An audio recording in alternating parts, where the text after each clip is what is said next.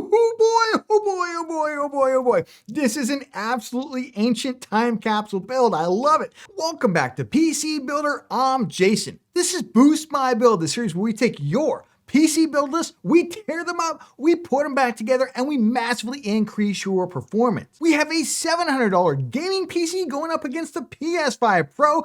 Can we beat the PS5 Pro and get this person into PC gaming? And we've got a build from 2019. That's right, 2019. Can we spend $1,200 US and take them into the future for 1440p gaming? Remember, if you get value out of this video, please give it a like. It makes a huge difference to the channel. And of course, subscribe for more cool PC content. With that, let's jump into it. This video is sponsored by VIP SSD Key. Say goodbye to crazy expensive Windows licenses and that terrible Activate Windows watermark. Right now, use the links in the video description, head over to VIP SSD Key and get a Windows 10 or 11 OEM license for a great price. Pick your product license, then use the PC Builder discount code PC25 for an additional 25% off. Go to the activation settings on your PC, put in the code, and boom! Windows is fully licensed for a crazy low price. And Windows 10 can be upgraded for free to Windows 11. And they have Microsoft Office licenses too. Use the links in the video description. We've got Randomonium, I hope I'm saying that right, in the US. They say they mostly play single player games, but they also enjoy some FPS games as well. They're switching from Xbox, okay, they're coming from console, they're joining the PC gaming sphere, and I'm trying to stay around $700 US. Hey, that's the same price, by the way, as the PS5 Pro. This is gonna be their very first PC build. They're okay with 1080p, but they would like to be able to upgrade to 1440p eventually. They play Overwatch 2, Dragon Age, Halo Infinite, and Cyberpunk 2077. $700 budget just for the PC. All right. Let's see what you got. I'm never quite sure what to say about these PC builds. Like if you put this whole thing together, it would be absolutely fine. And frankly, for your very first PC build, I just want to give you some props. I don't think you did a bad job at all. In fact, this is the problem with those tighter budgets. If you're a more expert PC builder, you get a lot more price to performance out of that tighter budget. Unfortunately here, I think we did pay that performance penalty here, and you're almost like, well, maybe you should go get the PS5 Pro instead. Let's jump into this build. You finished out at $667.44. I just don't see the level of performance that I'd like to see here. But let's start off where else, the GPU. You finished out with the Arc A7 58GB GPU, and I understand why. It's certainly a good price to performance card. I know there are other tech folks who do like this card maybe a little bit better than I do. I tend to still gravitate towards the RX 6600 at this price point. That being said, the RX 6650 XT is also around this price point as well. But the Arc A750 GPU, it's not a bad performer if you only have $200 to spend on your GPU. But spoiler alert, I think we could have spent more on our GPU in this build. And we could have gotten ourselves out of 8GB of VRAM. For the CPU, you went for the Ryzen 5 5600X. Now listen, just a couple of days ago, this was on sale for $112. You can see it's jumped back up in price. They're like $132. At $132, like maybe let's look at the 5600 non-X. Can we save some money there? Should we consider cheaper CPUs with the Ryzen 5500? On the one hand, it's super cheap. On the other hand, doesn't have PCIe Gen 4, which a lot of GPUs, especially on the more budget end, because NVIDIA and AMD are just cutting down that PCIe connector on the GPU, and they're only using half of it, which really necessitates now using PCIe Gen 4 to get the most out of it. Ryzen 5500 doesn't have that. Could look at an Intel CPU as well for cheaper. So we could go a number of other places. I do like the 5600X generally for gaming though. I don't like your choice of CPU cooler here. There's nothing wrong with the Thermalright Assassin X SE ARGB. This is a $20 budget tower air cooler, and it's 2 thumbs up in terms of its performance and price to performance. But let me just question here, why are we getting an aftermarket CPU cooler right now when our graphics card is kind of left at 8 gigs of VRAM? This is an area that I would have cut now. You can use that included stock cooler with the 5600X, probably taking that $20 and throwing it at our GPU to increase its performance, because you can always add this later. You can't just throw $20 or $30 at your GPU later to increase its performance. For the motherboard, listen, the MSI B550M Pro VDH Wi-Fi has quickly become the best price to performance B550 board out there at around $89. There's some other ones out there too, but if you want Wi-Fi, this is probably the one you're going to end up picking up. I've never been a huge fan of the way this particular board looks because it's got the, as I used to say, the Radio Shack style VRM heatsink on it. That being said, it's a really good performer. And I will say I like this reinforced GPU slot here, especially with how heavy modern GPUs have gotten. If you get boards without these, the GPU will sag quite a bit. And overall, this is a pretty good USB connectivity to it, and it's $89. So what do you really want? The RAM, nothing wrong with the RAM kit you got. Maybe the price is a little higher than I would like to spend, but we're talking like $6 or $7. Now, here's the thing, and I don't mean to be tough on you because you got a good kit, DDR4 3200 CL16, you got 32 gigs of RAM, and 2x16 gigabyte kit. This is one area where if it allowed us to get a GPU with more VRAM, I would actually be okay with only going with 16 gigs of RAM because you could always add an identical kit later. You'd have 4, 6 total. That could possibly be one area where we could kind of finagle our budget a little bit to get more GPU performance. The Team Group MP44L, look, it's $60. Maybe it was on sale when you kind of threw it in there. There's nothing fantastic about this drive. It's just your run-of-the-mill DRAM-less PCIe Gen 4 NVMe SSD that's 1 terabyte. You can get these for, again, $8 to $10 cheaper. So $8 to $10 here, $8 to $10 there. Suddenly our GPU starts looking a lot better. I really love the Okeanos Aqua 3 Micro ATX case for $60.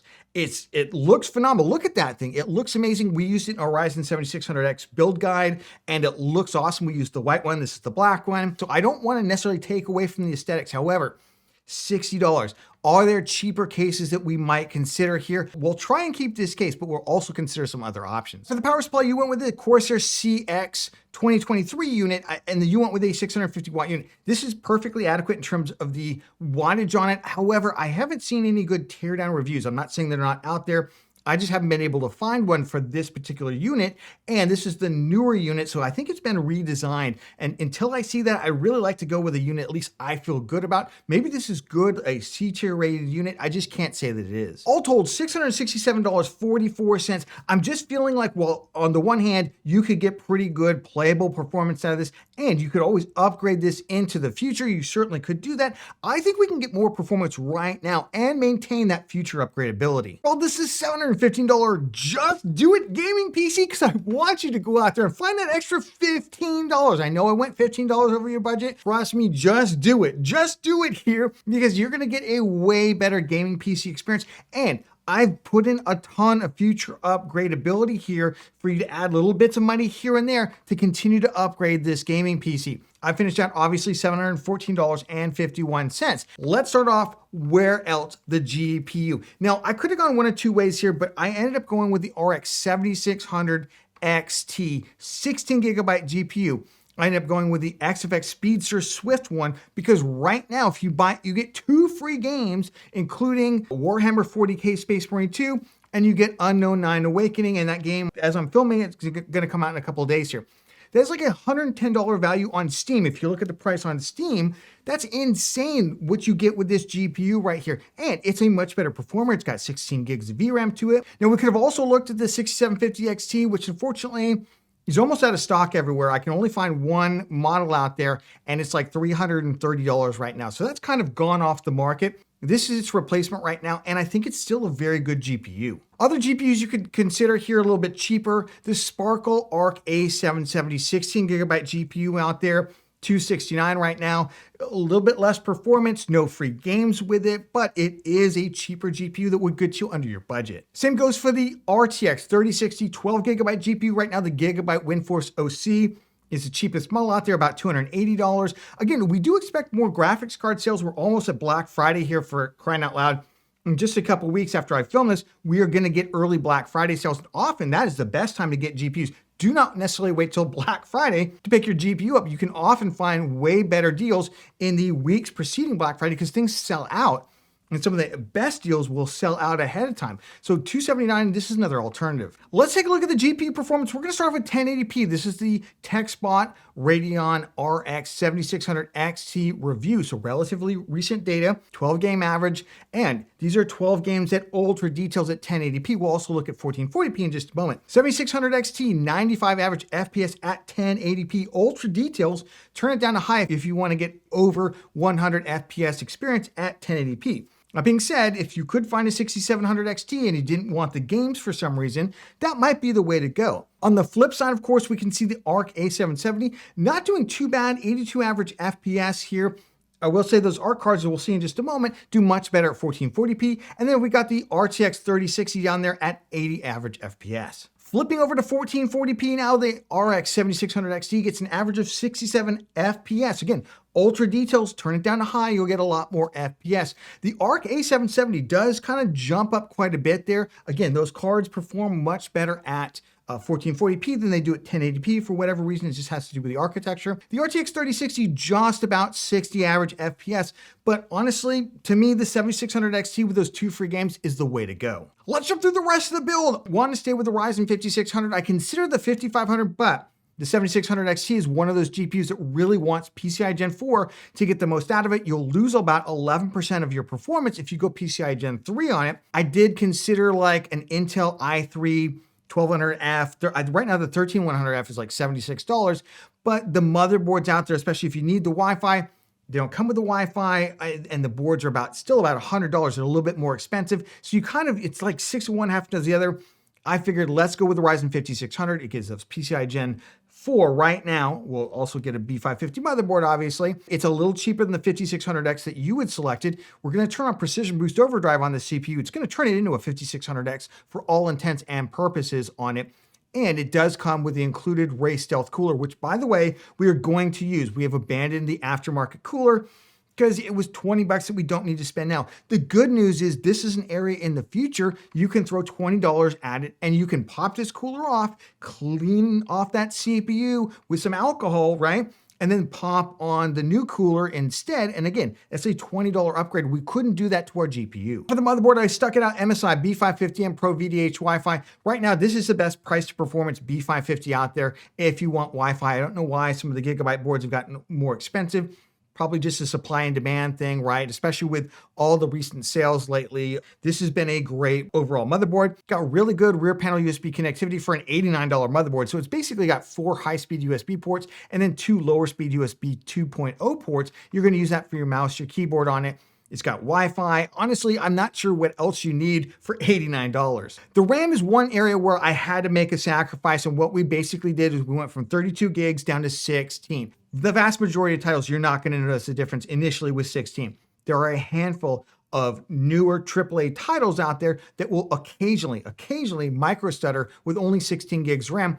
But we're going to put up with that right now to get that GPU, because in the future, what we're going to do, I would just went with a Silicon Power DDR4 3200 CL16 kit for $28, about half the amount you were paying for 32 gigs. You're just going to buy an identical kit, and not even just a 3200 CL16 kit. I want you to buy this exact same kit, because some of the subtimings are going to be different than if another 3200 CL16 kit. And when you upgrade, you're going to take the original kit and you're going to put them on slots 1 and 2 for your DIMMs. And you're going to take the second kit and you're going to put those on slots 3 and 4. And that's going to maximize your compatibility. You're going to get dual rank out of it. You're going to get 32 gigs in the future. Again, just $27. And right now we're going to get our faster GPU. For the drive, I just cost cut basically. Silicon Power A60 just is the cheapest NVMe 1 terabyte M.2 drive right now, $51. I know we'd only saved $8, but again, $8 here, $8 there kind of thing. That's how we got ourselves to a bigger GPU. For the case, I love the Aqua 3. I looked at some other cheaper cases out there.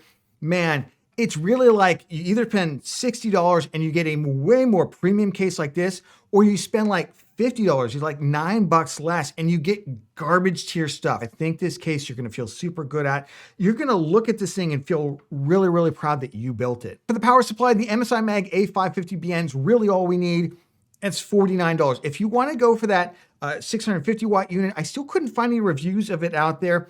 If you can find some reviews that say it's a good quality PSU, go for it. $49 though right now, or honestly the 650 right now is only $59 if you want to go that route. Again, it's another $10 out of your pocket, so you'd be $725 instead. This is still all the power we need right now, and honestly, I love this lineup. So for $714.51, we're gonna get way more FPS than we were looking at with that Arc 7 A750 8GB GPU. We've gone up to 16 gigabytes of VRAM on our GPU, a faster GPU. We've maintained the speed of our overall platform with the Ryzen 5600 on here. We made a couple of compromises to get there, but we've also established a future upgrade path on all those components. So we're gonna be able to get a better cooler in the future and slap it on. We're gonna be able to buy an identical kit of RAM and slap it in to get 32 gigs. So we have a path back to that, and we're gonna get more performance right now and in the future. So I hope you feel like your build is boosted. We've got Joel Delaney. All right, Joel. And Joel's in Australia, by the way. All right, land of the down under, 2 thumbs up there. They say first time upgrading their PC that they built 5 years ago. 5 years ago. Super time capsule, right? They want to make the step up from 1080p gaming, where they are right now, to 1440p, possibly even touch on the 4K ROM. We'll need a 4K monitor for that, just FYI. I generally play esports titles, but they like to broaden into AAA titles. No intention of using the PC for anything other than gaming, and they would like to stay on AM4. $1,250 USD, I think that's like $1,850-ish Australian, and they need a monitor. All right, let's see what you got. Oh boy. This is an absolutely ancient time capsule build. I love it. I mean, obviously you own this build, and I know you built it 5 years ago, so it's not a criticism. You built the build 5 years ago. It's just interesting to me to look back and say how far we've come in 5 years. People are always ranting right now, especially right now, about how the PC market's overpriced, how this is overpriced. Man, we can build, I bet you this build here probably costs you over $1,000, probably what you're spending right now to build this build. And if you look at what you can get today for the same value, it's absolutely insane. We're getting way more performance these days. But let's go through your existing build here. Let's start off with the GPU. You went with the MSI Ventus RTX 2060 6GB GPU. Man, for the longest time, the GPU, this GPU in particular, was sitting right under $300. This is when, kind of back in 2019, it was right under $300 and sometimes over $300, and you only got 6 gigs of VRAM. 6 gigs of VRAM. Now, at the time, it seemed like enough, but today, obviously not cutting the mustard, not a GPU we want to buy, and certainly we want to upgrade it. Your CPU, got the Ryzen 5 3600, actually still quite capable CPU, even by today's standards. It's showing you can buy this $89. It's from some weird, crazy third-party seller. I don't really think you can get these brand new from like a reputable seller that I would necessarily trust on them. I would always make sure that you're not actually getting a recycled used one, but the 3600 is still quite powerful in today's market. It's about the same performance as the Ryzen 5500, except it has an advantage over the 5500 in that it has PCI Gen 4 on it, which you're increasingly needing for these budget GPUs out there. For the cooler, you have a 120 millimeter all-in-one liquid cooler. The thermal take unit is pretty good. It'll basically perform about the same as a budget tower air cooler, maybe a little bit better than that. For the motherboard, you got the MSI Mag B550M Mortar Wi-Fi on it. As I recall, this board has like upgraded ALC 1200 or 1220 audio on it. Overall, it's a pretty good board. It's got 2 M.2 slots on it. It's got pretty good rear panel I/O. This was a more premium B550 motherboard. One of the nice things about these MSI boards for the B550s is they did come with the front panel USB Type-C header on them. You got the G.Skill Ripjaw 16 gigabyte kit, perfectly adequate for gaming, DDR4 3200 CL16. And here's where, yes, like the motherboard seems usable. The RAM, if we got an identical kit of RAM, we could pop this up to 32 gigs. I'm starting to see that maybe staying on AM4 might make some sense here, but we're gonna keep our options open for AM5. Kind of standard 2-drive setup. You got the small, I'm gonna assume this is a boot drive, the Crucial P1 500 gigabyte drive, and then you've got a 2 terabyte drive that maybe you just add later in the Crucial P3 Plus. Yeah, this is just kind of an artifact of an older bygone era where you get the small SSD and then you'd have typically a larger hard drive. That's gone. That being said, this is not a bad setup. There's nothing inherently wrong with what you've done here. And you have 2.5 terabytes of SSD storage, which is 2 thumbs up. You have the Thermaltake S100. I've never been a huge fan of this case, all pun intended. It's just an airflow thing. It's really just got the side mesh kind of slits here. Not a ton of airflow for this thing. It's more negative pressure than anything generated by the fans and everything that you've got in it.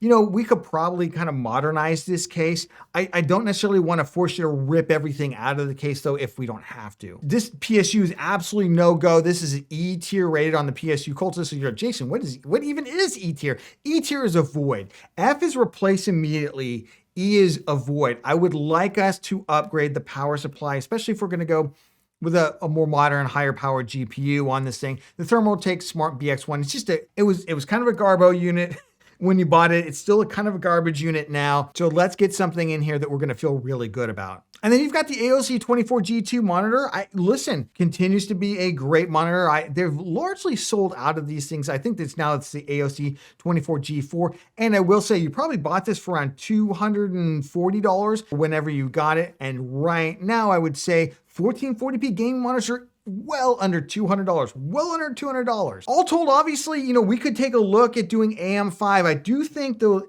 looking much more closely at it, we could drop in an X3D CPU here. We could drop in a pretty fast GPU into this thing. Maybe we'll switch out that case. We certainly have to switch out that power supply. And obviously you need a 1440p gaming monitor. So let's jump into it. I call this the $1,200 USD insane 1440p gaming upgrade on AM4. On AM4, we'll talk about that in just a second. And it costs about $1,800 Australian. I tried this on AM5. I tried it on AM4. AM4 just comes way out in terms of price to performance, in terms of the upgrade and the GPU that we're going to be able to get. And honestly, the gaming performance is going to be better on AM4 going this route. Now, we're not going to get our future upgrade path on AM5. In many ways, what we're taking advantage right now is our future upgrade path on AM4. So I'm not that nonplussed about it. I finished out at $1,816.77. Remember, that's Australian, that's not USD. Let's start with the gaming monitor, then we'll go to the GPU. I had a little bit of a rough time in terms of the gaming monitor. None of my usual go-tos are in the Australian market at any kind of a good price right now, but I did find on Amazon Australia, the LG 27GP850-B. This was often one of my more premium picks for 1440p gaming monitors in previous years. It's still a great pick, and right now it's at a great price in Australia. It's entirely possible that they're just closing these things out. So this is a great gaming monitor. It has 165 hertz refresh rate. Always one of the more premium 1440p mid-range picks out there. 27-inch, it's flat, it's IPS. I think it's going to give you everything that you need for $397 Australian. Now let's jump over to the GPU. I went with the XFX Quicksilver Radeon RX 7900 GRE Magnetic Air Gaming White. I mean, how many things can we modify this with? It's a white GPU by XFX. It looks sick, and it's with their new magnetic fans that kind of drop in and drop out. I found this one stupid cheap compared to all the other ones, $829 over at Scorp Tech. Now, I don't know Australian PC parts retailers, so maybe this is somebody you don't want to buy for. Maybe this is a lowest cost vendor out there. I did find other RX 7900 GRE GPUs out there for closer to $900 Australian, so I left you some money in the budget just in case you can't find this particular pick right here. Insane levels of performance, especially over that poor RTX 2060 6GB GPU that you've been banging around with. In fact, let's just take a look at the GPU performance. This is the Tech Power Up RX 7900 GRE review for the Sapphire Pulse unit. So this is relatively recent data, and it's got tons of other GPUs that we can compare it to out there, and we can see it's insane value, insane value. So this is at 1440p. This is, I believe, a 23 game average FPS at ultra settings, about 120 average FPS out there. Let's check out where your RTX 2060 6GB GPU is. Let's just woo all the way down here. We're going. My goodness, look at that 43 average FPS, and that's if you don't run out of VRAM on a lot of the newer titles at 1440p. So you're getting triple the FPS. You're getting 16 gigs of VRAM here. It's just absolutely huge difference. It's basically the same performance rasterization wise than RTX 3090. Obviously 24 gigs of VRAM would be nice to have, but you're getting it for a great price. So for the rest of the build, obviously if we could get the 5800X3D out there, and if you can find one used, maybe consider it. The 5700X3D is gonna give you 97% of the performance, and it's still actually available. And it's $348 right now. It's on sale over at, I think this is jwcom.au. Again, I don't really know the retailers over there, I found it for about 350 Australian.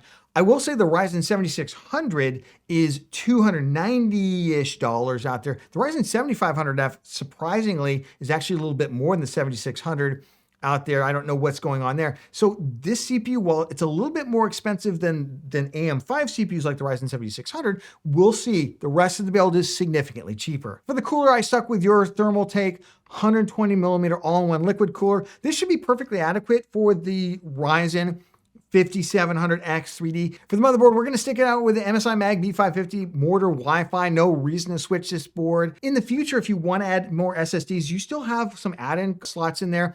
I know that when you add another M.2 in here, one of those gets disabled, but you can drop in another PCIe add-in card to add another M.2. So I feel like this board is absolutely fine for our purposes. The RAM is one area I'm going to upgrade. I simply bought the same exact kit of DDR4 3200 CL16 that you already have. And what I want you to do is that kit that you already have, I want you to move both those sticks into slots 1 and 2, and then the new kit, I want you to put on slots 3 and 4. This is going to increase compatibility. There are slight differences, even though they may have the exact same timings because they weren't manufactured together. They're in different batches. When you keep them on separate channels like that, it will increase the compatibility a little bit. And this is a great way to get you 32 gigs of RAM. We stuck it out with your drives. Really no reason to change those out. For the PC case, I went with the Montech XR. It's a mid-tower case. It's $79 Australian. How is it that cheap there? Also, the Thermaltake View there, the ARGB version with 3 included ARGB fans is also there for like $69. You can just take your pick of any of these cases. We used this in our 9600X build guide. We absolutely love building in it. And I think you will too. Finally, for the power supply, I went with the Corsair RM750E. This is a great unit. We continue to recommend all the time. It's A tier rated on the PSU Cultist list. I found it for $120 over center.com. Again, I don't know Australian retailers. I hope this is a good one. This is going to power your build now and into the future. So for just over $1,800 Australian, or just about $1,200 US, not only do we get you a smoking good 1440p gaming monitor that's going to carry you into the future, we massively updated your PC from that Ryzen 3600 to a 5700X 3D and that RTX 2060 6GB all the way up to an RX 7900 GRE 16GB GPU. Say goodbye to VRAM problems, and we've doubled your amount of system RAM as well, while upgrading that terrible PSU you had and blinging up your system with a Montech XR. So I hope you feel like your build is reboosted. Remember, if you got value out of this video, please give it a like. It makes a huge difference to the channel.